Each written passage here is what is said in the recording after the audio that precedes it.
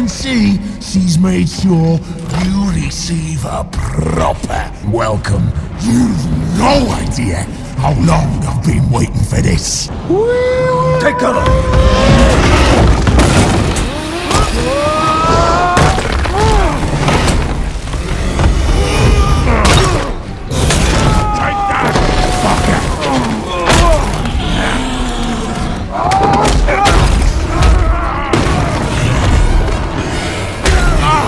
Fuck off!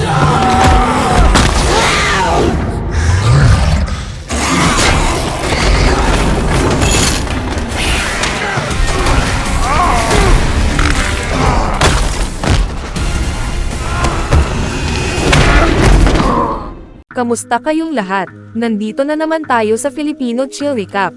At ngayon, pag-uusapan natin ang part 3 ng superhero, fantasy action film na tinatawag na Hellboy. Maghanda na kayo dahil sa mga spoilers na darating. Nagsisimula ang pelikula sa England noong Dark Ages, kung saan ang walang katapusang digmaan sa pagitan ng tao at mga nilalang ng kadiliman ay nag-iwan kay King Arthur nang wala ng ibang pagpipilian. Kasama ang kanyang makapangyarihang salamangkero, nagtungo ang hari sa Pendle Hill, at sa ilalim ng isang sinaunang puno ng oak, nag-alok siya ng tigil putukan sa immortal na mangkukulam at sa Blood Queen na ang pangalan ay Vivian Nimo. Ngunit isa lamang pala itong patibong para sa Blood Queen, dahil naniniwala si King Arthur na ang sangkatauhan at ang kanyang lahi ay hindi kailanman nakatakdang mamuhay ng magkasama sa kapayapaan. Inambus ni King Arthur ang Blood Queen sa tulong ng pinagkakatiwalaang mangkukulam ng Blood Queen at ng Excalibur. Gamit ang espada, pinagputol-putol at pinugutan ni King Arthur ng ulo ang Blood Queen bago inilagay ang mga bahagi ng kanyang katawan sa magkakahiwalay na kabaong, na sinelyuhan ng banal na panalangin na maaari lamang mabasag sa pamamagitan ng mga salita ng isang lingkod ng Diyos. Pagkatapos nito, ikinalat ng kanyang mga kabalyero ang mga kabaong sa malalayong sulok ng lupain. Pagkatapos ay lumipat ang eksena sa kasalukuyang panahon, kung saan dumating si Hellboy sa Tijuana upang hanapin ang isang ahente na ipinadala ng Bureau for Paranormal Research and Defense upang imbestigahan ang isang pugad ng mga vampira. Sa tulong ng isang mapagkakatiwalaang source, natagpuan ni Hellboy ang ahente sa loob ng isang arena, kung saan ito lumalaban bilang isang wrestler. Hinamon ng ahente si Hellboy sa isang laban, at sinabi niyang babalik lamang siya sa Paranormal Bureau kapag natalo siya. Okay, hey!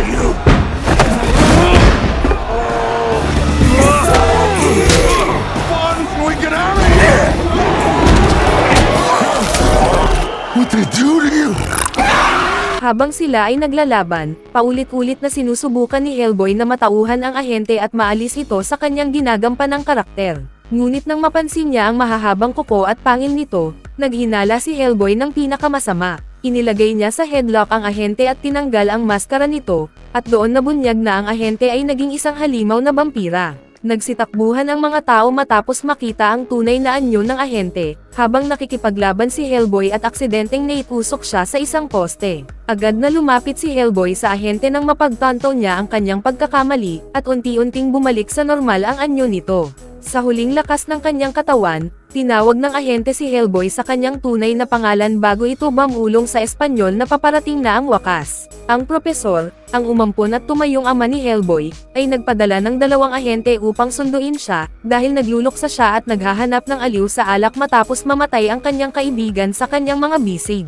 Pagbalik ni Hellboy, sinabi ng propesor na nais ng Osiris Club sa England ang kanyang tulong upang tugisin ang mga higanti. Katulad ng kanilang organisasyon, lumalaban din ang Osiris Club sa mga puwersa ng kadiliman, at ang grupong ito ng British Occult ay matalik na kaibigan ng propesor. Samantala, bumisita ang isang baboy ramo sa isang matandang halimaw na nawalan ng kanang mata na nagngangalang Baba Yaga. Dahil pareho silang labis na nagdusa sa kamay ni Hellboy, inutusan ni Baba Yaga ang baboy ramo na tipunin ang mga bahagi at palayain ang Blood Queen upang makamit ang paghihiganting pareho nilang ninanais. Naglakbay si Hellboy patungong England sa punong tanggapan ng Osiris Club, kung saan siya sinalubong ni Lord Adam at ng kanyang mga kasama. Ipinakita ni Lord Adam kay Hellboy ang isang silid na puno ng mga ulo ng higanti na kanilang nakolekta sa tuwing sila ay nangangaso. Lumalabas na may 3 higanti na muling bumangon mula sa kanilang mga libingan at ngayon ay nagdudulot ng matinding pagkasira, at nais nila itong mapigilan bago pa makarating ang 3 sa lungsod. Mayroon ding mga litrato ng mga miyembro ng club na nangangaso noong mga nakaraang siglo, at dito napukaw ang atensyon ni Hellboy dahil ang propesor at si Lord Adam ay mukhang bata pa rin sa kabila ng kanilang edad. Pagkatapos ay nagpakita si Lady Psychic, isang babaeng may kakayahang makakita ng hinaharap at pinuno ng club. Ibinunyag ni Lady Psychic kay Hellboy na 4 sa mga miyembro ng club, kabilang siya, si Lord Adam, at ang propesor, ay pinili ng isang makapangyarihang espiritu upang sirain ang isang bagay na magdudulot ng katapusan ng sangkatauhan noong World War II. Mula noon, napakabagal ng kanilang pagtanda upang matupad ang misyong iyon. Lumalabas na ang bagay na kanilang kinatatakutan ay si Hellboy. Ipinahayag ni Lady Psychic kay Hellboy kung saan siya nagmula, at dito nagsimula ang isang flashback. Noong World War II, sinubukan ni Rasputin at ng kanyang mga tauhan na magdala ng isang nilalang mula sa ibang dimensyon upang gamitin bilang sandata, dahil sila ay natatalo na sa digmaan. Ngunit hindi naging ayon sa kanilang plano ang isinagawang ritual. Sa kabutihang palad, dumating ang alamat na mangangaso ng mga Nazi na si Lobster kasama ang Paranormal Bureau, at kinatay ang mga Nazi bago isinagawa ang pagbitay kay Rasputin. Inutusan ang mga miyembro ng club na patayin ang anumang kasuklam-suklam na nilalang na ipinatawag ng mga Nazi mula sa kailaliman ng impyerno. Ngunit nang makita ng propesor ang kaawa-awang sanggol na si Hellboy, pinili niya itong ampunan. Nang matapos ang flashback, sinabi ni Lady Psychic kay Hellboy na dinala siya ni Rasputin sa mundo bilang isang sandata, ngunit sa halip ay ginamit siya ng propesor para sa kabutihan. Sa kabilang panig, sinimulan ng Baboy Ramo ang kanyang misyon sa pamamagitan ng pagpasok sa isang simbahan na puno ng mga mongheng nagsasagawa ng kanilang panata ng katahimikan. Pinagpira-piraso niya ang kanilang laman na parang papel, ngunit may isang monghe siyang iniwang buhay at pinilit itong gabayan siya sa ilalim ng simbahan.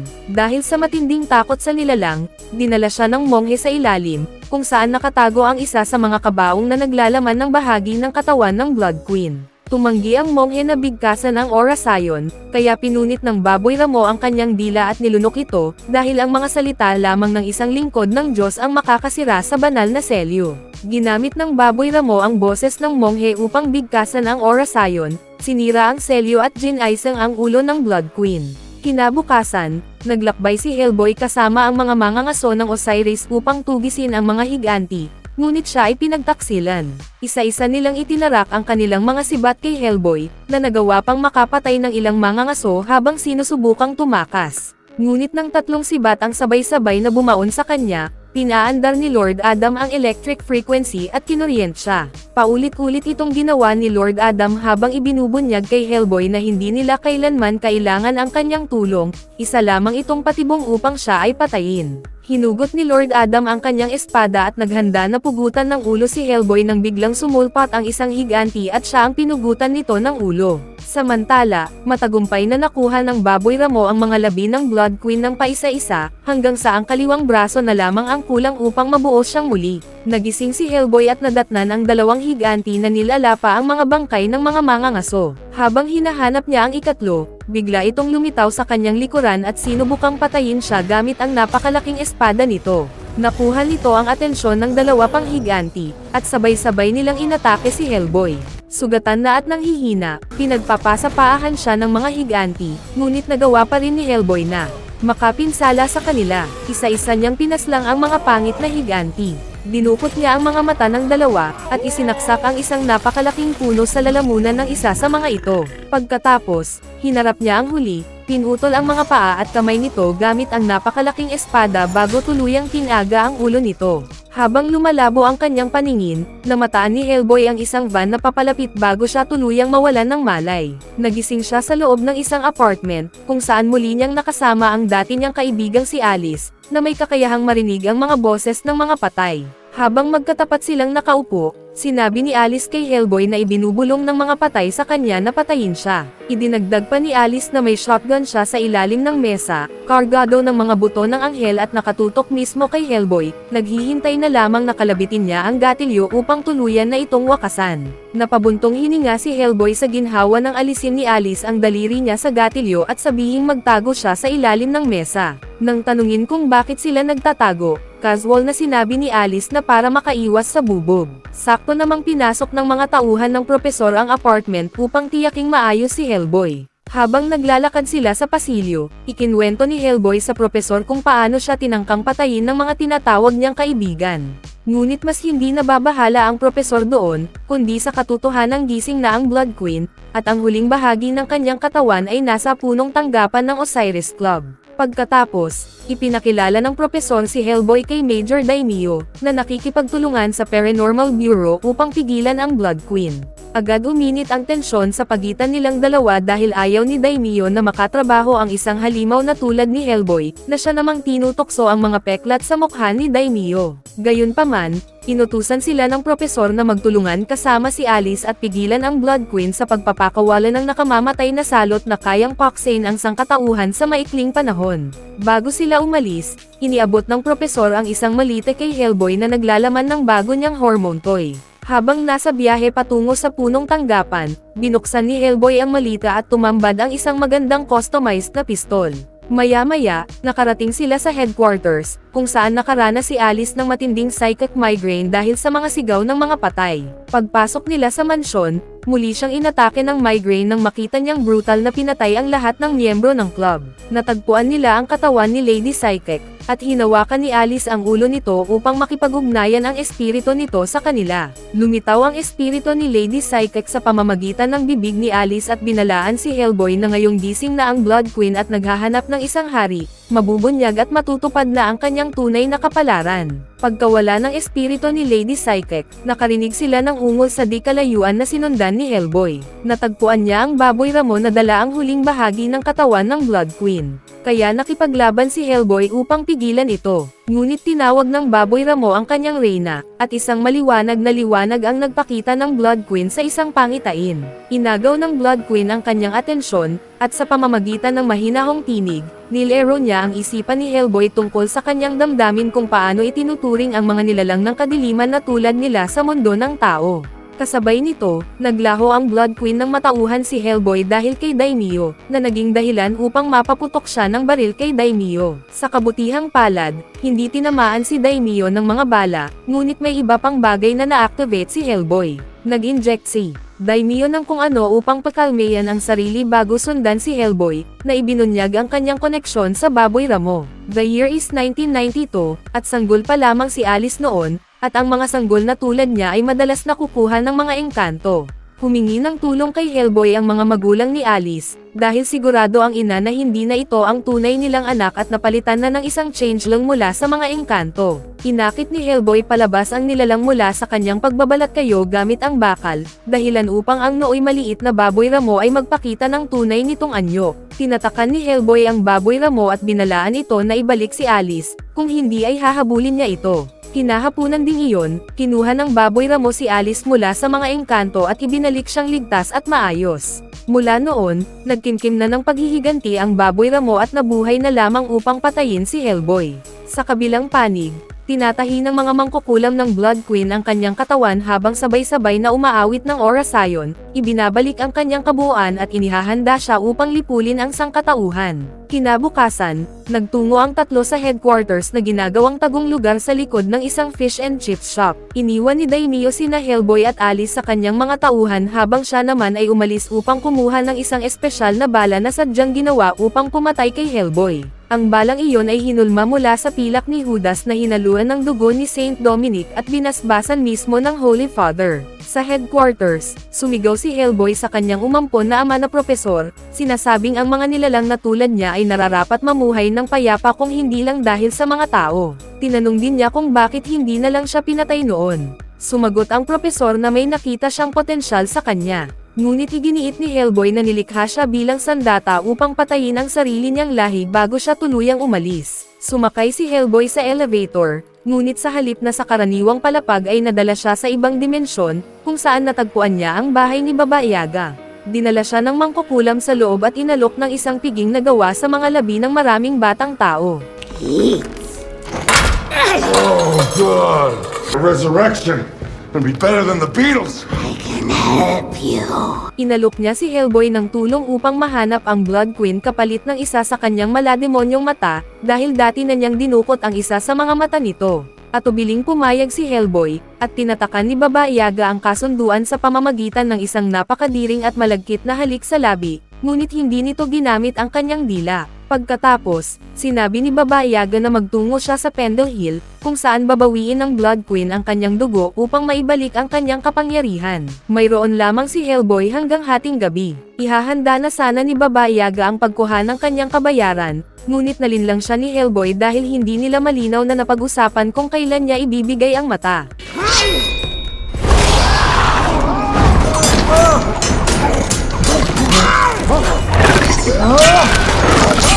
You've been eating children!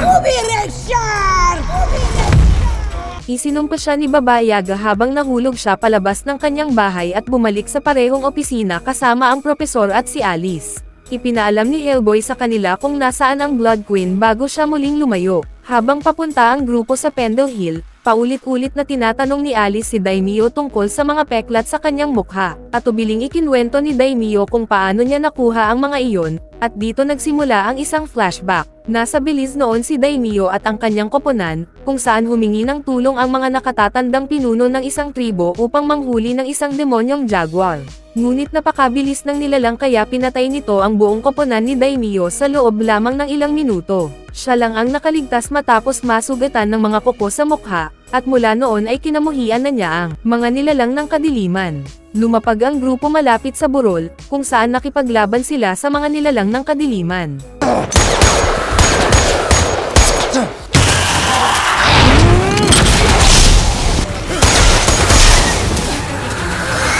Hellboy! It's almost midnight. Go find the Blood Queen, we can handle this. She'll spread her plague if you don't stop her. There's no time! Go! I'm out!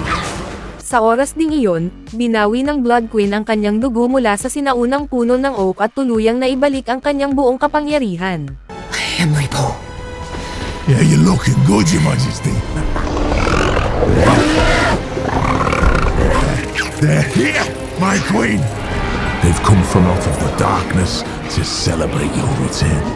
Dumating ang taksil niyang mangkukulam kasama ang kanyang mga kapatid, humihingi ng kapatawaran sa pagtataksil nila sa Blood Queen. Ngunit pinatay ng Blood Queen ang kanyang mga kapatid gamit lamang ang kanyang kamay, at pinanatiling buhay ang taksil na naghandog sa kanya ng isang korona na gawa sa tinak. Biglang tinamaan ng isang bala ang kaliwang bahagi ng mukha ng Blood Queen, isang bala mula sa bagong laruan ni Hellboy.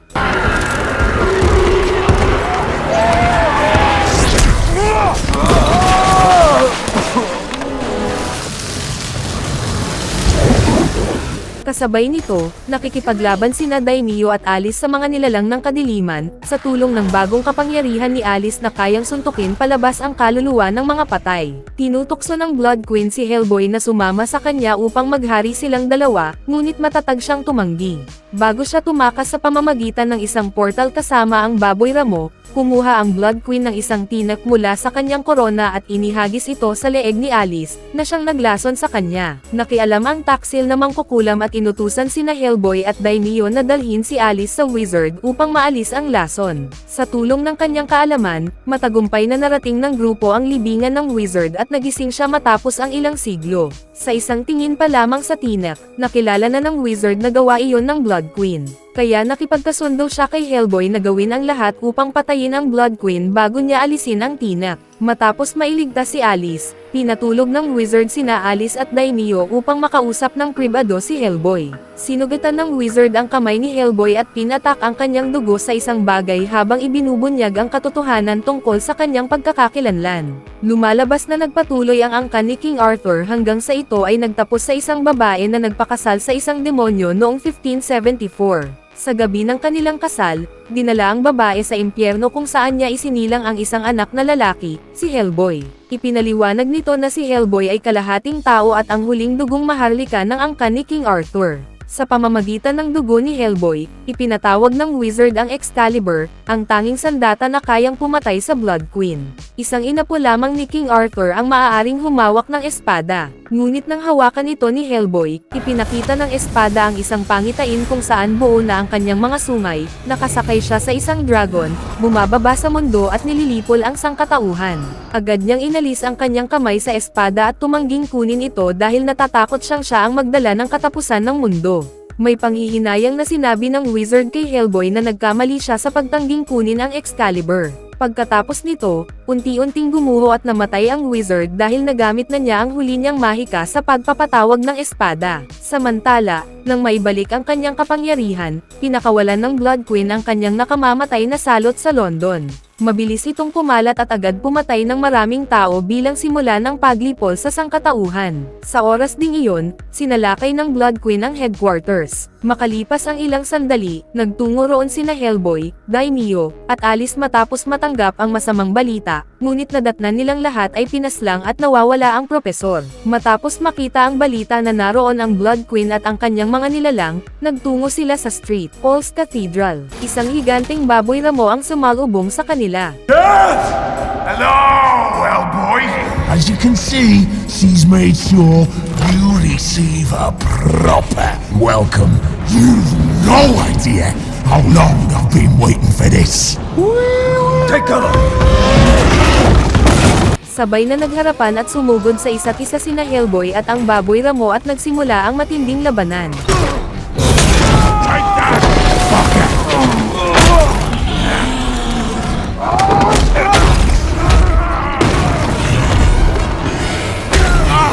Fuck off!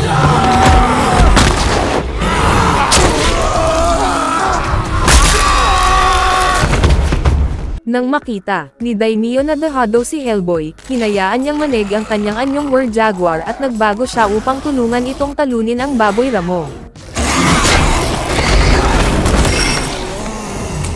Let's eat some barbecue. Hellboy! Well, what am I supposed to do with that? Improvise!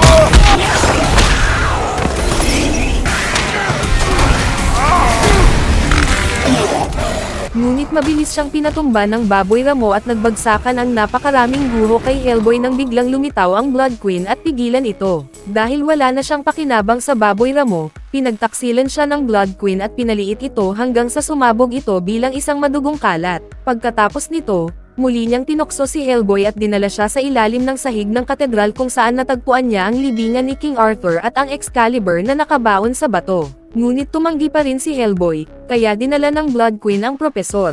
Sa isang pitik lamang ng kanyang daliri, hiniwa niya ang leeg nito. Nasalo ni Hellboy ang kanyang ama at nakiusap na huwag siyang iwan, ngunit huli na ang lahat dahil patay na ito. Dahil sa matinding dalamhati at galit, hinawakan ni Hellboy ang Excalibur at nagbago sa kanyang tunay na anyo, may mga sungay at nagliliyab na korona, habang nagbubukas ng portal patungong impyerno. Patuloy na lumalawak ang mga bitik hanggang sa labas, kung saan nagsilabasan mula sa impyerno ang napakalalaking demonyong nilalang. Pinagpira-piraso nila ang mga tao, winasak ang London at unti-unting tinutupad ang nakatakdang kapalaran ni Hellboy. Namangha ang Blood Queen sa anyo ni Hellboy bilang Demon King at inialok ang sarili bilang kanyang reyna, habang palihim namang tumakbo si Alice papunta sa katawan ng propesor upang tawagin ang kanyang espiritu at maialis si Hellboy sa tukso ng Blood Queen. Lumitaw ang espiritu ng propesor at kumilos tulad ng mabuting taong siya. Habang sinusubukan ng Blood Queen na panatilihin si Hellboy sa kanyang tukso, kinargahan ni Daimyo ang kanyang baril ng espesyal na bala, handang pabagsakin si Hellboy kung hindi ito makikinig sa propesor. Sinabi ng propesor kay Hellboy na palagi siyang naniniwala sa kanya, at higit sa lahat, mahal niya ang kanyang anak. Dahil dito, pinugutan ni Hellboy ng ulo ang Blood Queen at ibinaon ang espada sa lupa, na siyang nagbalik sa lahat ng demonyong nilalang pabalik sa impyerno. Pagkatapos, binali ni Hellboy ang kanyang mga sungay bago kinuha ang ulo ng Blood Queen at inihulog ito sa impyerno habang nagsasara ang mga tarangkahan, upang hindi na siya kailanman makabalik. Bago tuluyang mawala, sinabi ng propesor kay Hellboy na ang pagiging ama niya ang pinakamagandang desisyong nagawa niya sa buong buhay niya. Samantala, winasak ni Daimyo ang bala at sinabi kay Alice na isang pagkakamali iyon, ngunit hindi niya ibinunyag kung ano ang laman nito. Nagtapos ang pelikula makalipas ang 6 na buwan, kung saan sina Hellboy, Daimyo, at Alice ay nasa Siberia upang harapin ang Atlantis Society. Pinakawalan ni Hellboy ang anyong War Jaguar ni Daimyo bago nila sabay-sabay salakayin ang mga kalaban. Matapos patayin ang lahat ng miyembro, natagpuan ng 3 ang tangke kung saan nakalagay si Abe Sapien. At doon nagtatapos ang pelikula. Kaya, ano ang masasabi ninyo tungkol sa pelikulang ito? Iwan ang inyong opinyon sa comment sa ibaba. Bago tayo magtapos ay isa-shoutout muna natin si Dark Nero, Jmar Bayton Pogi, Bernardo Dayo, Sids Castro, Reyna May Dabalos, Ching Chai Channel from Saudi Arabia Najran, Donald Bendanya from Bicol Santiago Pili Camarines Sur, Gans Bay TV from Malaysia, Ivy Manata from Hong Kong, Jesny Vergara from POD Corpus Masbate City, at Lydia Monares from San Juan Taytay Rizal. Mag-subscribe na kung hindi ka pa nakasubscribe, pindutin na rin ang notification bell at like button para sa marami pang movie recap katulad nito, at mag-iwan ng comment down below. And as always, thank you for watching.